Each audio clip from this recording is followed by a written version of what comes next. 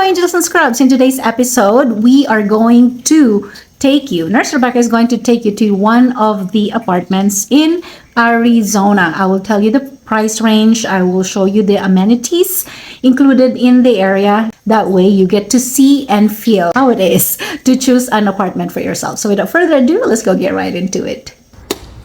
This is their leasing office. Ang ganda, no? Okay. This is their family lounge. This is how new apartments look like now in Arizona. May family lounge na sila. Unlike the old ones, wala pang ganon. And then out here will be our barbecue pit area. Oh, okay. Nice. They just poured the concrete yesterday, so I would say that they should be done with it by like the end of August. And there'll be like additional seating area and that kind of stuff there too. Yeah. And then here we have our pool. Beyond our pool, we're gonna have just kind of like a greenway with extra seating back there as well. Oh, okay. But the pool is open from 9 a.m. to 10 p.m. And then we have our jacuzzi spa right there, and our cabana seatings in the back, which are first come, first serve. Now, starting at 10 o'clock every single night, we have our nightly patrol kind of going around the community and looking at the amenity spaces, that kind of stuff. That's nice. So back in the days, the apartments, the stairs are outside.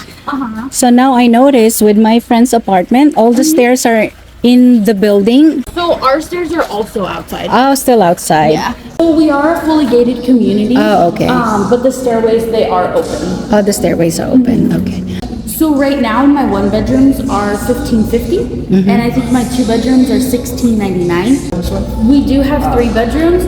I believe they're starting at $2,370. $2,375. That's actually a good price. My friend in this area, two bedrooms, she's paying for $2,100. Oh wow! Yeah, but she has a carport. Do you have an option for a carport? We do. So it would be $40 additional monthly. Oh, that's really nice. Our apartment was 500. Really? Yes, 500. That was 2006. The old apartment. No elevator. Yeah. Do you have elevators here? No. Okay, so no elevators. But this right here is our mail room. So we have the parcel pending lockers, which basically if you get like an Amazon or FedEx package, or any packages, they would go to the locker hub, you would get a text message code, and then you would just type in your code, and wherever your package is, the door will unlock for you. Oh, great. Yeah, Nice. It's kind of like nice. I'll show you the three bedrooms. Come on in. Hello, angels and scrubs. Welcome to your future apartment in the United States. When you walk in, this is the kitchen with an island and a sink. On your left side is the breakfast nook. That one is your living room. Imagine yourself sitting in a couch on your day off watching Netflix or K-drama. This is the main bedroom. It has a spacious walk-in closet, its own bathroom with shower. That's the shower. And it has two vanity sinks. At saka meron siyang cabinet somewhere here. That's an extra storage over there. Na paglabas nyo, this is, I don't know what this is called.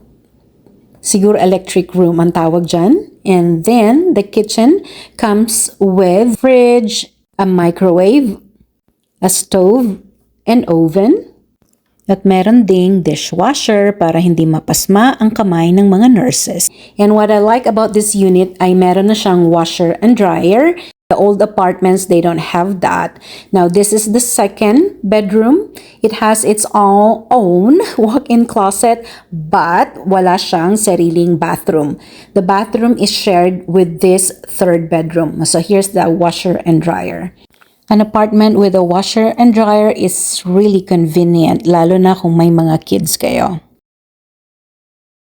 Now, let's go to the third bedroom.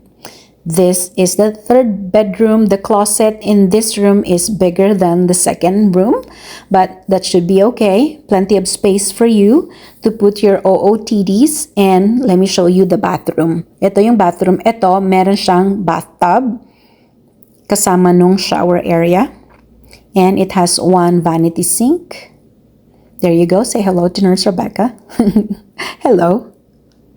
And then let's go back outside. So I'm just showing that that's the room to the right, and the room on your left will share this bathroom over here. Now they have a little patio.